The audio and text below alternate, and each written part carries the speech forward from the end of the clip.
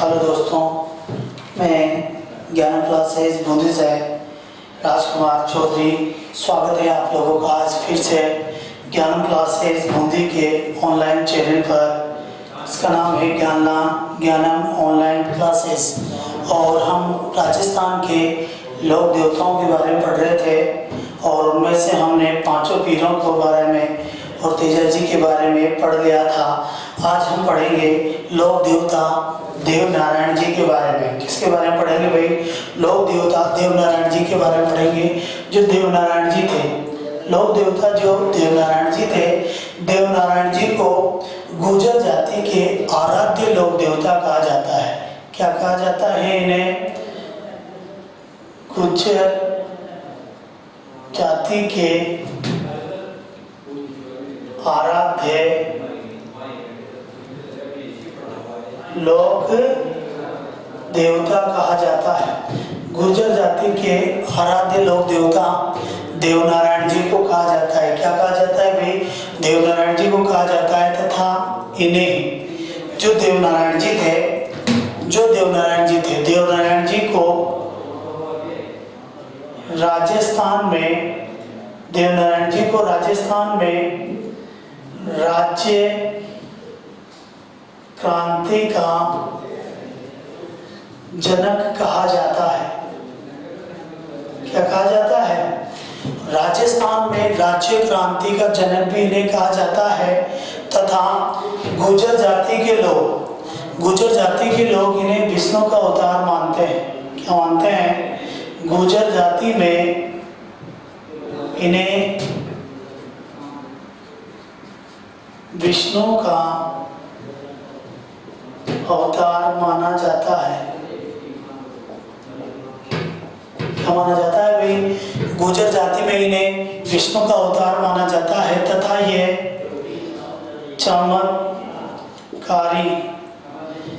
चमत्कारी लोक पुरुष भी कहा जाता है। क्या कहा जाता है इन्हें? चमत्कारी लोक पुरुष भी कहा जाता है। बात समझना, जो देव नारायण जी थे, क्या थे भाई? देव नारायण जी थे। देव नारायण जी के लोग ये गुर्जर जाति के आराध्य लोक देवता थे। किसके आराध्य लोक देवता थे? गुर्जर जाति के आराध्य देवता थे। तथा इन्हें राजस्थान में राज्य क्रांति का जनक कहा जाता है। क्या कहा जाता है? राजस्थान में राज्य क्रांति का जनक कहा जाता है, देव नारायण जी कहा जाता है। तथा गुर्जर जाति के लोग इन्हें विष्णु का अवतार मानते हैं। क्या मानते हैं भाई? गुर्जर जाति के लोग इन्हें विष्णु का अवतार मानते हैं। तथा इन्हें चमत्कारी लोक पुरुष कहा जाता है। चमत्कारी लोक पुरुष इसलिए कहा जाता है क्योंकि ये कमल के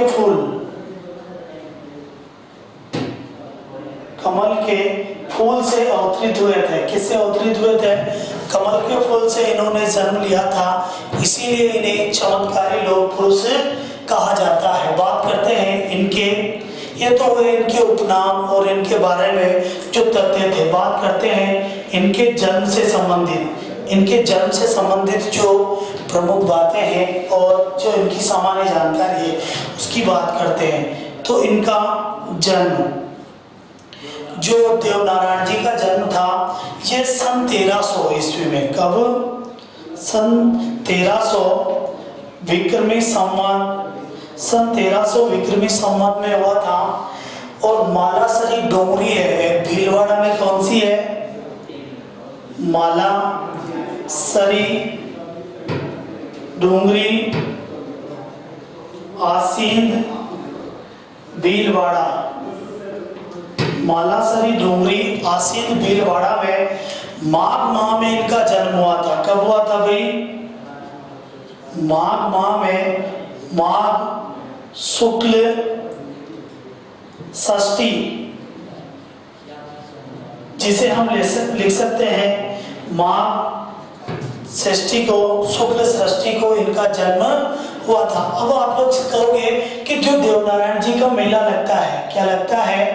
देव नारायण जी का मेला लगता है वो तो भाद्र शुक्ल सप्तमी को लगता है। सर, देव नारायण जी का मेला तो भाद्र शुक्ल सप्तमी को लगता है, जबकि उनका जन्म माघ शुक्ल षष्ठी को हुआ था, छठे को हुआ था।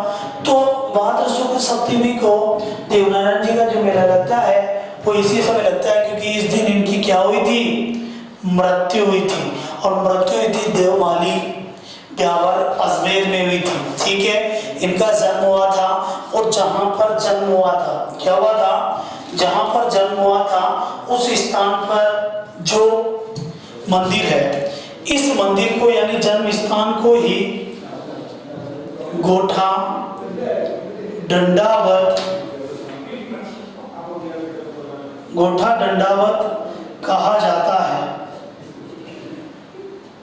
क्या कहा जाता है, गोठा दंडावत कहा जाता है, जहां पर इनका जन्म हुआ था। बात करते हैं इनके पिता के बारे में। ठीक है, तो इनके पिता का नाम भोज था। क्या था, भोज, जिन्हें सवाई भोज कहा जाता है। क्या कहा जाता है, सवाई भोज कहा जाता है। और ये इनका जो वंश था ये बगड़ावत वंश से संबंधित है। किनसे, बगड़ावत,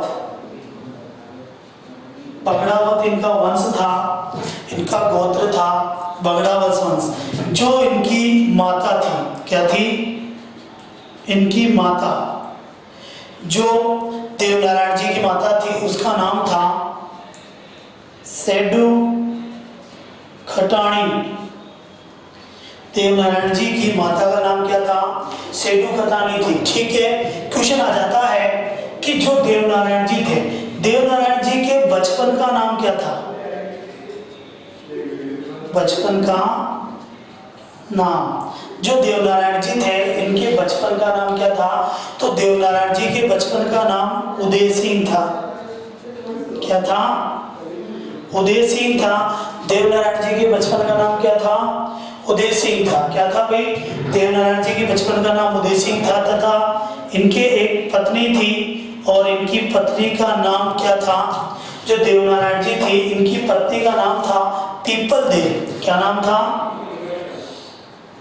पीपल देव, जो थार के राजा, किसके, थार के राजा, थार के राजा जय सिंह की पुत्री थी। क्या थी भाई, थार के राजा जय सिंह की पुत्री थी। और उनका विवाह इससे हुआ था कि जो पीपल देव थी, पीपल देव कोढ़ रोग से ग्रसित थी। पीपल देव कोढ़ रोग से ग्रसित थी, जिसे दिखाई भी कम देता था और कोढ़ रोग से ग्रसित थी।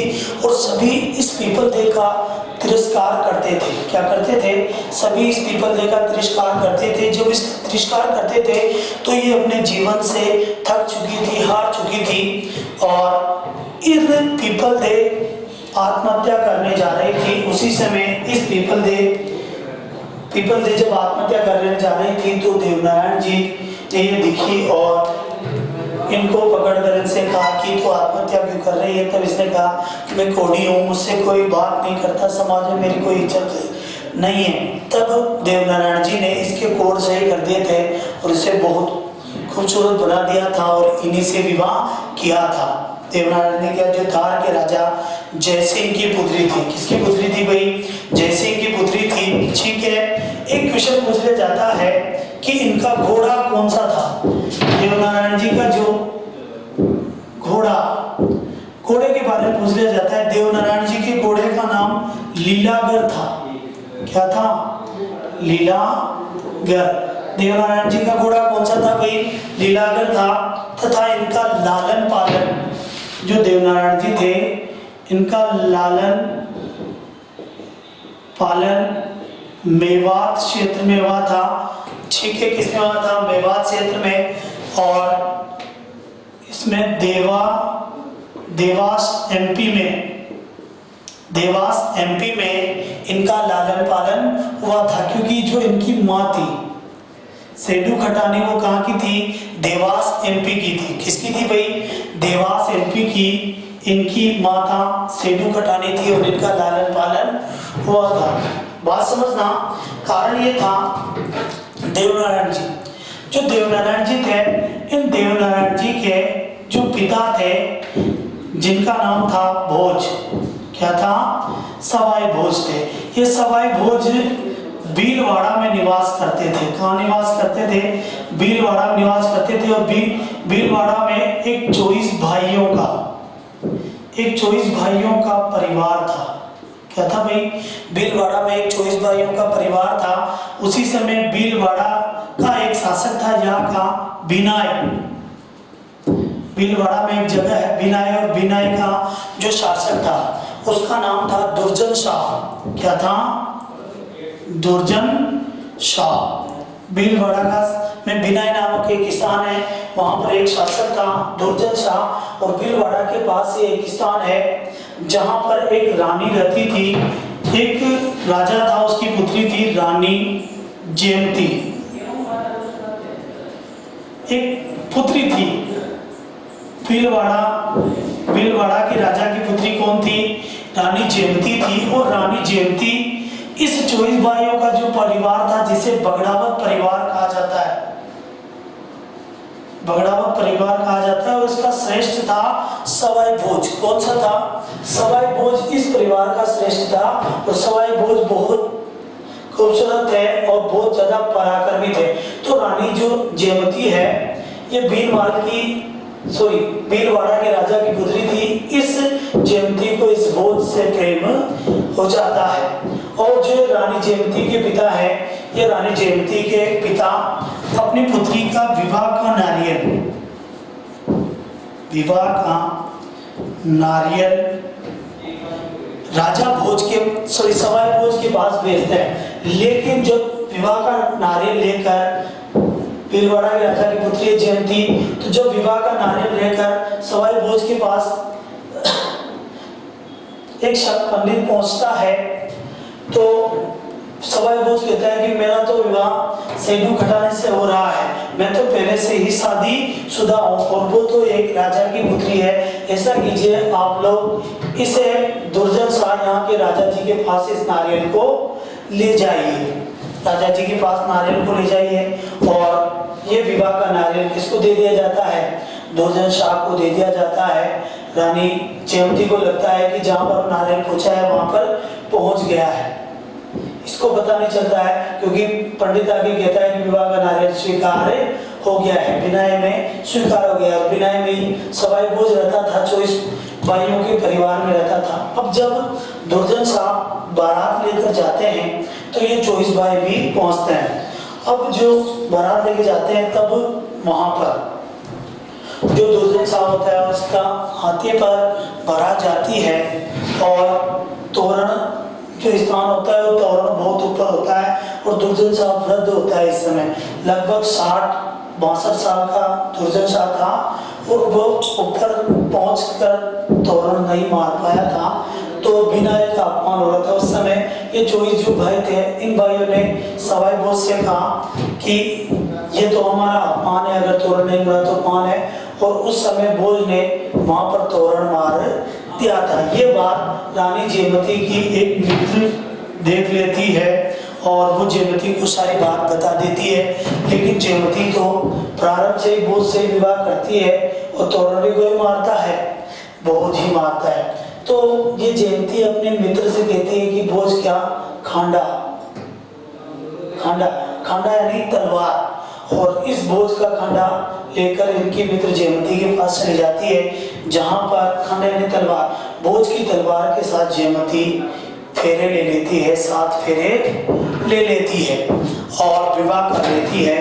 और जब दुर्जन शाह के साथ फेरे होने लगते हैं, तो ये बेहोशी की दवा खा लेती है। तो बेहोशी में फेरे होते हैं दुर्जन शाह के साथ, जिसके कारण जयमती के कानों में मंत्रोच्चारण होते ही नहीं है, जाते ही नहीं है, और ये विवाह को मानती नहीं है। और ये बात बाद में किसको पता चल जाती है? भोज को पता चल जाती है, और उसके भाइयों को पता चल जाती है। और जो उस समय बातें थी कि जो ये भोज की पत्नी थी सेठू खटानी, ये सेठू खटानी माँ नहीं बन पा रही थी, तो उसकी कोई माँ भी, पुत्र भी नहीं था भोज के। तो ये 24 भाइयों का जो परिवार था, इन्होंने बड़ा भाइयों ने कहा कि अब तो वो हमारी भाभी है और उसको लाना ही पड़ेगा, ये हमारी इज्जत का सवाल है। और सेलू घराने ने भी कहा कि आपको वो उसने आपके साथ विवाह किया है तो आपको लानी पड़ेगी, और मुझे तो कोई पुत्र भी नहीं है, तो मैं तो तपस्या करने जा रही हूँ, तपस्या करने जा रही हूँ, मैं तो भगवान विष्णु की तपस्या करूँगी। और सेलू घटाने वहाँ से चली जाती है और तपस्या करती है। और इधर सवाई बोझ जाता है, दुर्जन शाह को पराजित कर जयंती को ले आता है। जब जयंती को अपहरण कर ले आता है तो दुर्जन शाह भोज पर आक्रमण करते हैं, और जयंती भोज और उनके सब 23 भाई, 24 भाइयों का परिवार था, तो एक भोज था और 23 भाई थे ये, इन सभी को दुर्जन शाह मार देता है। और जब मार देता है तो सेलू घटानी उस समय तपस्या करनी होती है। कहाँ पे करनी होती है? मालासरी डोंगरी आसीन भीलवाड़ा में तपस्या करती है भगवान विष्णु की, और उस तपस्या से प्रसन्न होकर भगवान विष्णु इस सेलू घटानी के घर जन्म लेते हैं, कमल के फूल से अवतरित होते हैं और किसके पास आ जाते हैं? सेलू घटानी के पास आ जाते हैं। और यही से इसीलिए जो देवनारायण जी थे इन्हें चमत्कारी लोग पुरुष कहा जाता है, क्योंकि ये कमल के फूल से अवतरित हुए थे। किससे अवतरित हुए थे? कमल के फूल से अवतरित हुए थे। सेलू घटानी मालवा प्रदेश की थी। किसकी थी? मालवा प्रदेश की थी। और जैसे ही देवनारायण जी पैदा होते हैं तो देवनारायण जी को देवास एमपी ले जाया जाता है और वहीं पे उनका लालन पालन होता है। और जब वो जवान हो जाते हैं तो वो पुनः कहाँ आते हैं? भीलवाड़ा आते हैं और बिनाई के शासक को मारकर अपने पिता व उनके 23 भाइयों की मौत का बदला लेते हैं, तथा अपने बड़े भाई, इनका एक बड़ा भाई है, चाचा का लड़का था मेहंदू को बिनाई का राजा बना देते हैं। क्या करते हैं? बिनाई का राजा बना देते हैं मेहंदू को, और स्वयं उसकी राज्य की देखरेख करते हैं देवनारायण जी। कौन करते हैं? देवनारायण जी करते हैं। यानी इन्होंने बाल्यावस्था में, युवावस्था में ही अपने पिता के हत्यारे दुर्जन शाह जो बिनाई का शासक था उसको मारकर अपने पिता व अपने 23 चाचाओं की मौत का बदला लिया था। ठीक है, वो कमल के फूल से अवतरित हुए थे, इसीलिए चमत्कारी लोग पुरुष। और प्रारंभ में अपने राज्य को प्राप्त करने के लिए, अपने पिता को मारने के लिए, पिता के हत्यारों को मारने के लिए जो क्रांति की थी, इसीलिए इन्हें राजस्थान में राज्य क्रांति का जनक भी कहा जाता है। क्या कहा जाता है? राजस्थान में राज्य क्रांति का जनक भी कहा जाता है। मैंने मिला रहा हूँ, उससे पहले आप लोग स्क्रीनशॉट ले लें ताकि आप लोगों को पढ़ने में और समझने में आसानी रहे। ठीक है,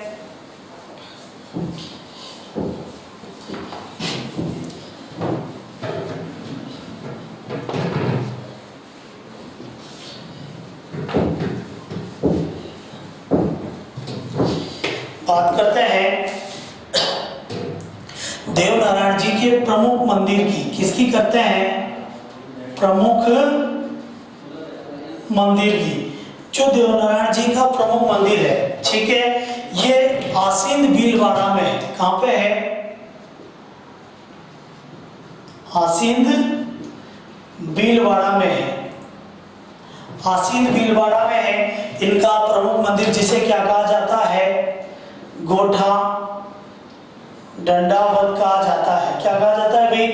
गोठा दंडावत कहा जाता है। और यही इनका जन्म स्थान भी है। जो जन्म स्थान पर मंदिर बना हुआ है आसीन भीलवाड़ा गोठा दंडावत, यही इनका प्रमुख मंदिर है। ठीक है, क्या है ये? इनका प्रमुख मंदिर है।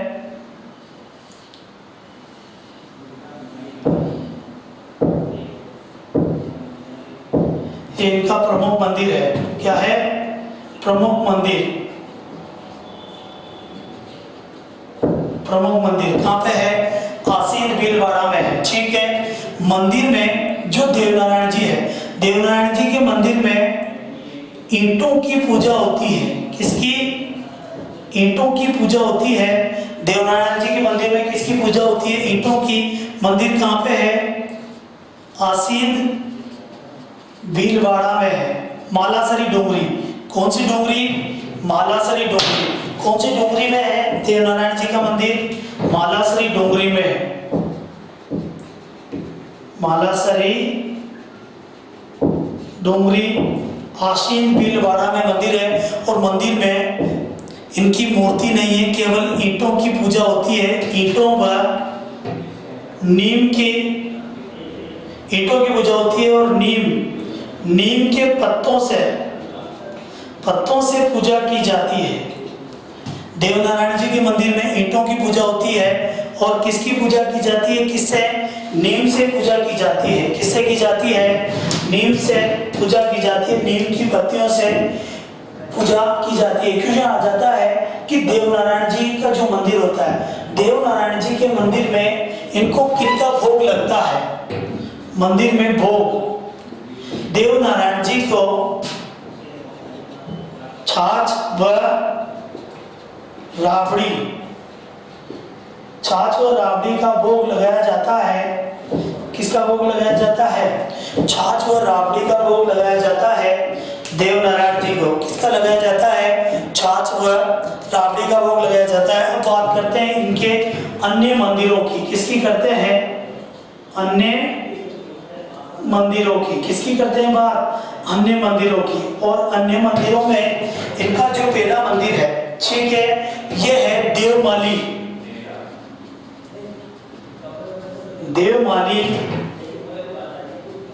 ब्यावर अजमेर में है। आसीम भीलवाड़ा के अलावा इनका एक प्रमुख मंदिर है देवमाली अजमेर। और देवमाली अजमेर में इनकी मृत्यु हुई थी। ठीक है, इनकी मृत्यु हुई थी भाद्र शुक्ल सप्तमी को। कब हुई थी? भाद्र शुक्ल सप्तमी को इनकी मृत्यु हुई थी देवमाली अजमेर में। यहीं पर इनकी समाधि बनी हुई है। क्या बनी हुई है? यहीं पर देवमाली ब्यावर अजमेर में ही देवनारायण जी की समाधि बनी हुई है। और समाधि पर जो मंदिर बना हुआ है वो देवमाली अजमेर में है। और यहाँ पर जो मेला लगता है वो लगता है भाद्र शुक्ल सप्तमी को लगता है। इस मंदिर में भी जो आसीन भीलवाड़ा का मंदिर है, इसमें भी मेला भाद्र शुक्ल सप्तमी को ही लगता है। जो देवनारायण जी का प्रमुख मंदिरों में मेला लगता है वो भाद्र शुक्ल सप्तमी को ही लगता है। ठीक है, इसके अलावा एक और मंदिर है देवनारायण जी का और वो है देव डोंगरी चित्तौड़ में। कहाँ पे है?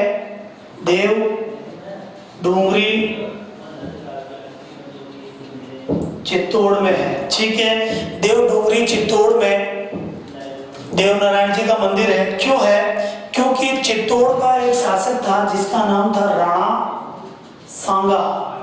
और चित्तौड़ के जो प्रारंभिक प्रमुख शासक थे राणा सांगा देवनारायण जी को अपना आराध्य लोक देव मानते थे, आराध्य लोक देवता मानते थे। इसीलिए राणा सांगा ने देव डोंगरी चित्तौड़ में इनके मंदिर का निर्माण करवाया था। किसने करवाया था? राणा सांगा ने देव डोंगरी के मंदिर का निर्माण करवाया था। और यहाँ भी जो मेला लगता है वो कब लगता है? भाद्र शुक्ल सप्तमी व अष्टमी को लगता है। यहाँ पर सप्तमी और अष्टमी दोनों ही दिन लगता है देवधाम डोंगरिया में। ठीक है, तथा जो देवनारायण जी का प्रसिद्ध मंदिर है, प्रसिद्ध मंदिर देवनारायण जी का जो प्रसिद्ध मंदिर है, प्रमुख मंदिर आसीन भीलवाड़ा में है जिसे गोठा दंडावत कहा जाता है। उसके अलावा एक समाधि पर मंदिर है देवमाली ब्यावर अजमेर में है, जहाँ पर मृत्यु हुई थी भाद्र शुक्ल सप्तमी को। समाधि है, मेला भी इसी दिन लगता है। एक है देवधाम डोंगरी। और इनके अलावा प्रमुख जो मंदिर है वो है प्रसिद्ध मंदिर। कौन सा मंदिर?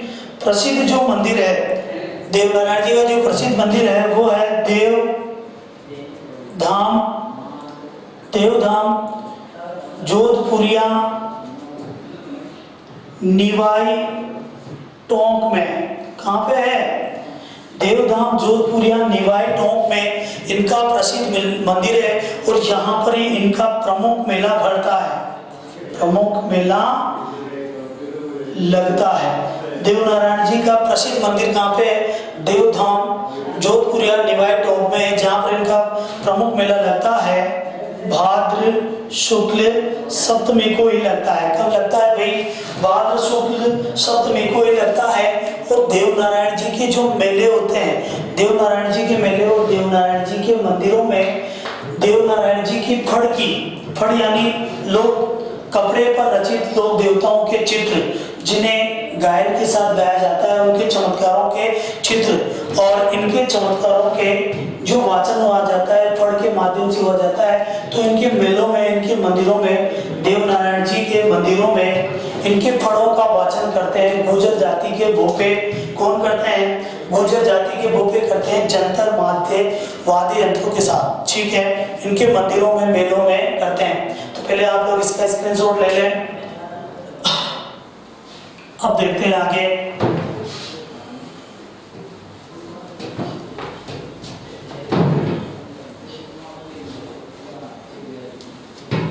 अब देखते हैं देवनारायण जी की फड़।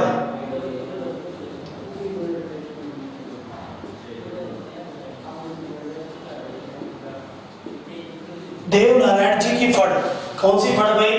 देवनारायण जी की फड़ लोक देवताओं में, देवनारायण जी की फड़ लोक देवताओं में सबसे लंबी फड़ है।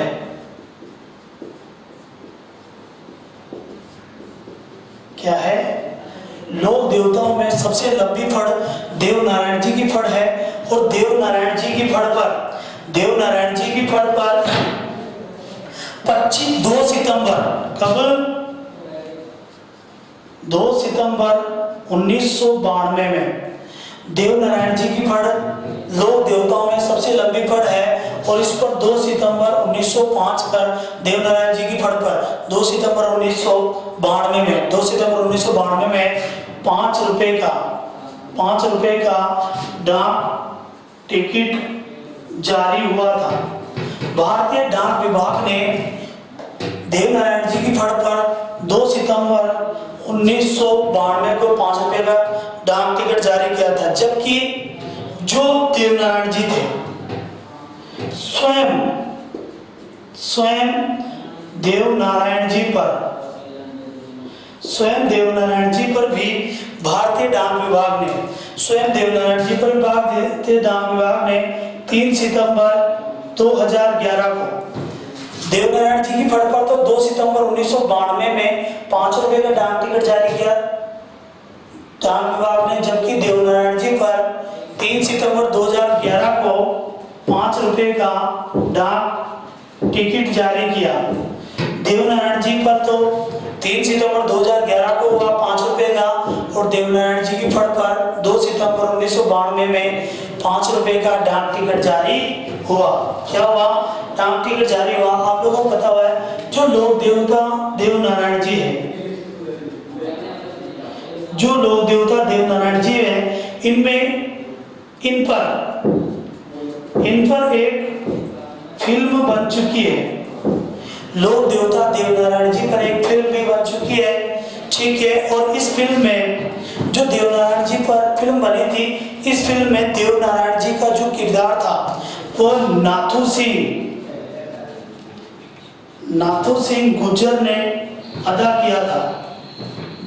लोक देवता देवनारायण जी पर एक फिल्म बन चुकी है जिसमें देवनारायण जी का किरदार किसने निभाया था? नाथू सिंह गुर्जर ने निभाया था। नाथू सिंह गुर्जर बीजेपी के नेता थे, भारतीय जनता पार्टी के प्रसिद्ध नेता थे तथा राजस्थान सरकार में मंत्री व सांसद रहे हैं, मंत्री व सांसद भी रहे हैं।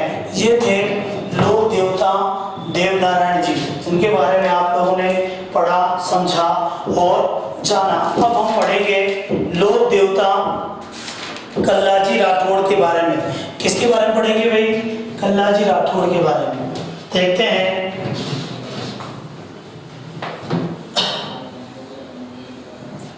लोक देवता कल्लाजी राठौड़ के बारे में। वीर कल्लाजी राठौड़, वीर कल्लाजी राठौड़ ये मेड़ता के थे। कहाँ के थे? मेड़ता से थे और राठौड़ वंश से संबंधित है मेड़तिया में, क्योंकि राठौड़ वंश की एक शाखा मेड़तिया आ गई थी, मेड़ता आ गई थी और वहां से ही इनका संबंध है। आज सिंह के ये पुत्र थे। बात करते हैं इनके जन्म की, ठीक है। कल्लाजी राठौड़ के जन्म की बात करते हैं तो कल्लाजी राठौड़ का जन्म 1544 में। कब? कल्लाजी राठौड़ जो थे, कल्लाजी राठौड़ का जो जन्म था वो सामियाना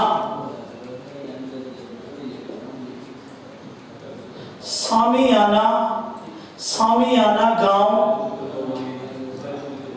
मेड़ता नागौर में हुआ था। 1544 में सामियाना गांव मेड़ता नागौर में इनका जन्म हुआ था। ये आस सिंह के पुत्र थे, यानी इनके पिता कौन थे? आस सिंह। इनके पिता कौन थे भाई? आस सिंह थे। कौन थे? आस सिंह थे। बात समझना, ये जोधपुर के, किसके? जोधपुर के राठौड़ वंश से संबंधित थे। किससे संबंधित है? राठौड़ वंश से, क्योंकि इनकी एक शाखा मेड़ता आ गई थी। कहाँ आ गई थी? मेड़ता आ गई थी और मेड़ता में ये शासन करने लगे थे और आस सिंह से संबंधित है। और जो आस सिंह थे, इनके जो भाई थे, यानी कल्लाजी के चाचा ये जेमल था, जेमल मेड़तिया, जेमल मेड़तिया या जेमल राठौड़ इन्हें कहा जाता है, ठीक है। आस सिंह के पुत्र थे। किसके पुत्र थे? आस सिंह के पुत्र थे तथा इनके जो गुरु थे, जो कल्लाजी राठौड़ थे, कल्लाजी राठौड़ के गुरु भैरवनाथ थे। कौन थे भाई? भैरवनाथ। कल्लाजी राठौड़ के गुरु कौन थे? भैरवनाथ थे तथा इनकी बुआ जो थी, कल्लाजी की बुआ मीराबाई थी। क्या थी? मीराबाई थी। जब कल्लाजी का जन्म हुआ था उसके कुछ समय बाद ही आस सिंह की मृत्यु हो गई थी और उनके चाचा जो जेमल राठौड़ थे वो मेड़ता के शासक बन गए थे। क्या बन गए थे भाई? मेड़ता के शासक बन गए थे। और मीराबाई का विवाह राणा सांगा के पुत्र भोजराज से हुआ था। किससे हुआ था? भोजराज से हुआ था। इसीलिए मेवाड़ से इनका संबंध था। किससे संबंध था? मेवाड़ से संबंध था। और मीराबाई वहीं चली गई थी जो कल्लाजी राठौड़ की कुलदेवी है। कुलदेवी से क्वेश्चन आ जाता है क्योंकि ये राठौड़ राजवंश से संबंधित है। किससे संबंधित है? राठौड़ राजवंश से संबंधित है। और राठौड़ राजवंश की कुलदेवी थी नागणेची माता। नागणेची माता प्रमुख मंदिर कहाँ पे है? जोधपुर दुर्ग में है। कहाँ पे है भाई? प्रमुख मंदिर जोधपुर दुर्ग में है। अब बात समझना, ये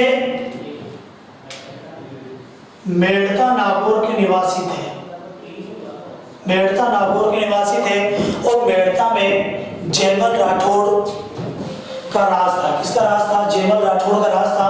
और उसी समय एक दिल्ली में शासक था अकबर, और अकबर ने इस मेड़ता पर आक्रमण किया। किस पर आक्रमण किया? मेड़ता पर आक्रमण किया। और जेमल जो राठौड़ थे, कौन थे? जेमल राठौड़, इनके जो चाचा थे। इस जेमल राठौड़ से ये कहा कि आप अकबर मेरी अधीनता स्वीकार कर लीजिए। अकबर ने कहा लेकिन जेमल राठौड़ इसे हार कर यहाँ पर एक स्थान है जिसका नाम था चित्तौड़ दुर्ग। चित्तौड़ दुर्ग यानी मेवाड़।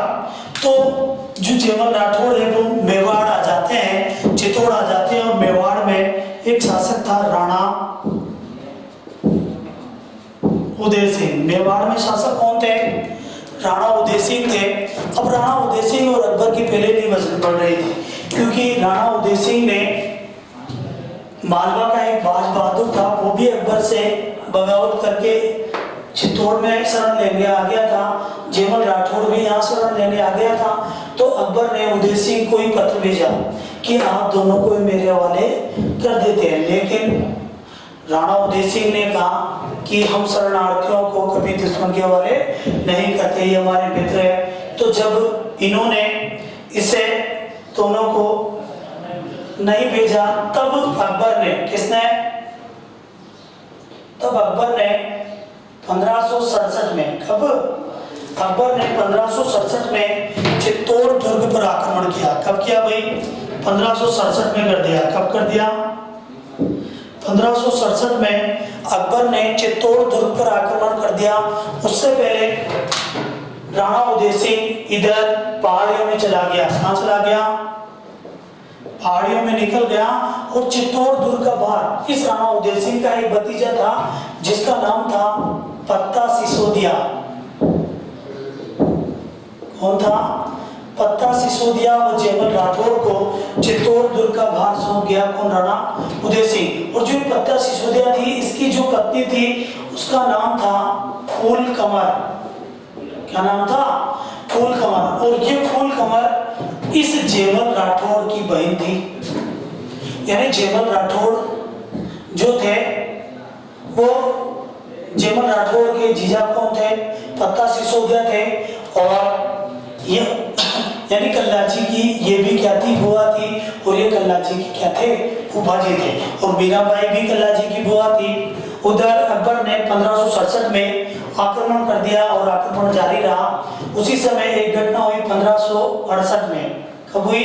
1568 में, जब जेमल राठौड़ चित्तौड़ दुर्ग की निगरानी कर रहे थे। उस समय अकबर ने अपनी विशेष बंदूक संग्राम से गोली चलाई। किससे चलाई? अपनी विशेष बंदूक संग्राम से गोली चलाई।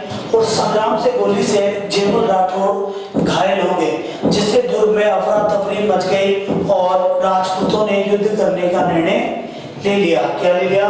राजपूतों ने युद्ध करने का निर्णय ले लिया। और जब युद्ध हुआ तो जेमल राठौड़ घायल थे। जो जेमल राठौड़ घायल थे, तो जो घायल जेमल राठौड़ थे,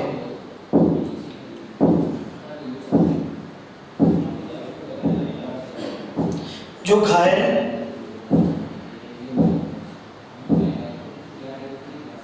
जो जेमल राठौड़ थे, घायल जो जेमल राठौड़ थे वो कल्लाजी राठौड़ के कंधों पर बैठकर, जो घायल जेमल राठौड़ थे वो कल्लाजी राठौड़ के कंधों पर बैठकर युद्ध किया था। क्या किया था? युद्ध किया था तथा वीर गति को प्राप्त हो गए थे। क्या हो गए थे? वीर गति को प्राप्त हो गए थे। ठीक है। और इसी समय यहाँ पर इस पत्ता की जो पत्नी थी फूल कंवर के नेतृत्व में जौहर हुआ था, और जेमल राठौड़ और पत्ता सिसोदिया के नेतृत्व में केसरिया हुआ था। और जिस स्थान पर जौहर और केसरिया दोनों ही होता है वो स्थान क्या कहलाता है? साका कहलाता है। और साका यानी एक तरफ तो हो जौहर और एक तरफ हो केसरिया, दोनों के मिश्रण को क्या कहा जाता है? साका। तो जौहर तो क्या था? फूल कंवर के नेतृत्व में। और केसरिया क्या था? जेमल राठौड़ और पत्ता सिसोदिया के नेतृत्व में। और ये चित्तौड़ दुर्ग का तीसरा शाखा था जो 1568 में हुआ था। कब हुआ था भाई? 1568 में हुआ था। और यहाँ पर इनकी मृत्यु हो गई थी। और जेमल राठौड़ को अपने कंधे पर बैठकर कल्लाजी लड़े थे और गीत को पार थे, इसीलिए इन्हें 4 हाथों वाले लोक देवता कहा जाता है तथा इतिहास में शेष नाग का अवतार माना जाता है। आप पहले आप लोग इनका स्क्रीनशॉट ले लीजिए, फिर मैं आगे बताता हूँ।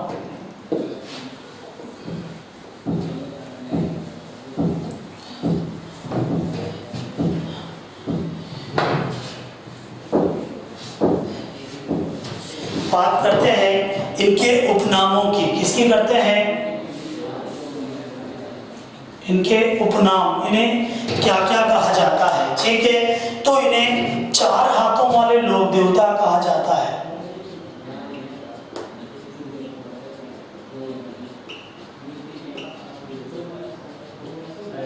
चार हाथों वाले लोक देवता कहा जाता है। क्यों कहा जाता है? क्योंकि क्योंकि जेवल राठौड़ को अपने कंधे पर बिठाकर वीर गति को प्राप्त हुए थे, तो चार हाथों वाले लोक देवता कहा जाता है। ठीक है, इन्हें शेष नाग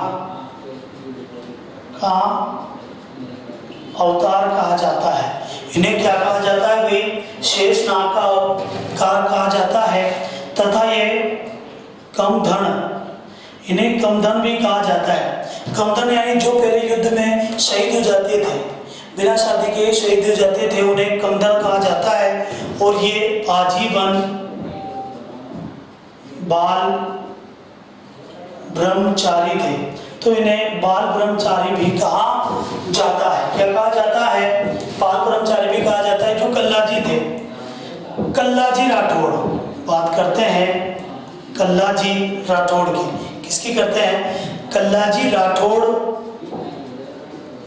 1568 में अकबर से लड़ते हुए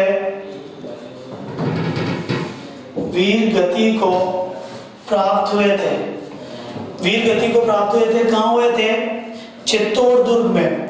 चित्तौड़ दुर्ग में एक दरवाजा है। चित्तौड़ दुर्ग में 7 दरवाजे हैं और 7 दरवाजों में दूसरा दरवाजा है। चित्तौड़ दुर्ग में एक दरवाजा है भैरव पोल, और भैरव पोल पे इनकी मृत्यु हुई थी। क्या हुई थी?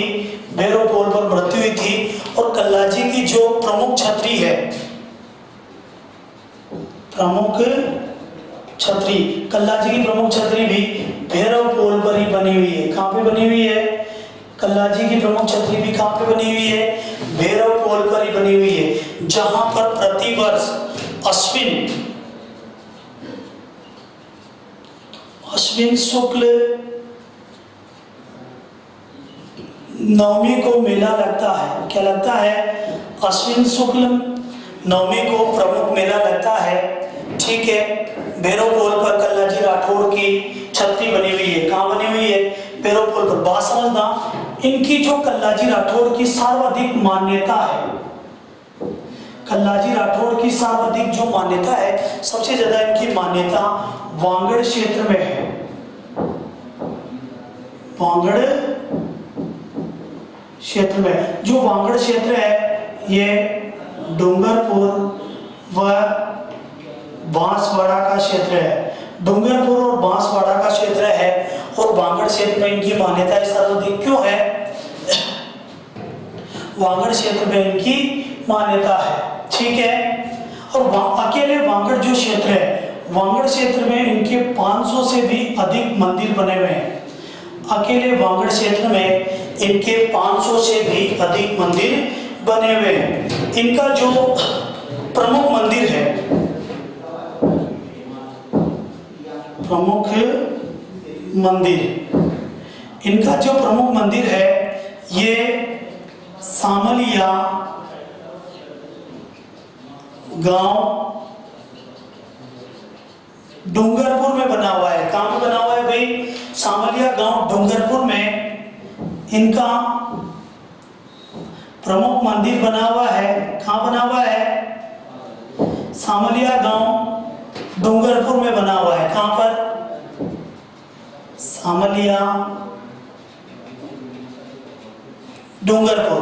कहाँ पे बना हुआ है? सामलिया डूंगरपुर में इनका प्रमुख मंदिर बना हुआ है, तथा यही इनका प्रमुख स्थान है तथा तीर्थ स्थान है सामलिया डूंगरपुर। जो सामलिया डूंगरपुर है, यहाँ पर काले संगमरमर की मूर्ति लगी हुई है, यानी काले पत्थर की मूर्ति की पूजा होती है। किसकी मूर्ति की? काले पत्थर की मूर्ति की पूजा होती है। और मंदिर में, जो सामलिया डूंगरपुर में कल्लाजी का मंदिर है, इस मंदिर में केसर व अफीम चढ़ाई जाती है। क्या चढ़ाई जाती है भाई? केसर व अफीम चढ़ाई जाती है इस मंदिर में। और इस मंदिर को कल्लाजी राठौड़ का मंदिर ही कहा जाता है। क्या कहा जाता है इस मंदिर को? कल्लाजी राठौड़ का मंदिर ही कहा जाता है। क्या कहा जाता है? कल्लाजी राठौड़ का मंदिर ही कहा जाता है। तथा इसके अलावा इनका एक और मंदिर है। इसके अलावा इनका एक और मंदिर है, और वो जो मंदिर है वो है, इसके अलावा कल्लाजी राठौड़ का एक और मंदिर है, और वो मंदिर बना हुआ है रेनला चित्तौड़ में। कहाँ बना हुआ है भाई? रेनला चित्तौड़ बना हुआ है, जहां पर इनकी मुख्य पीठ है, जिसे इनका प्रसिद्ध मंदिर, प्रमुख मंदिर तो है सामलिया डूंगरपुर में, और वीर कल्ला जी की मुख्य पीठ कहाँ पे है? रेनला डूंगरपुर में है। कहाँ पे है?